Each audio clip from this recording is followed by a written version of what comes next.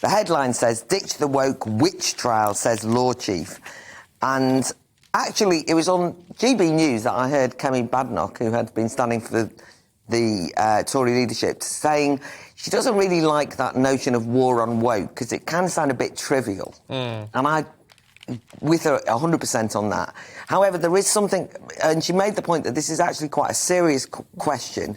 And if you actually look at it, what Suella Braverman's saying is that in her department, she was horrified to discover, as it says here, that hundreds of government lawyers spent nearly 2,000 hours of taxpayer-funded time last year attending lectures on micro-incivilities, lived experience, how to be a straight ally, courtesy of Stonewall, experts on white privilege sharing their insight.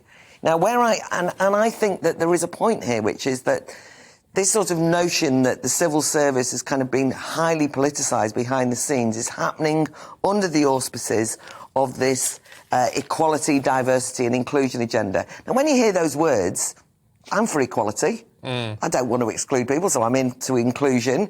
And diversity sounds like a very good thing. But it's become a watchword for a particular, very prescriptive, narrow political agenda. And if you don't go along with it, that's when you can get yourselves labelled transphobic, racist. And so if you challenge a notion like white privilege, which I think is a nonsense, got nothing to do with anti-racism as I've ever understood it as an anti-racist, then you should be able to have that argument at least. But these training courses are telling people there's only one way to be these things, and I think it's very good that Suella Braverman and a lot of the government are speaking out on it. Yeah.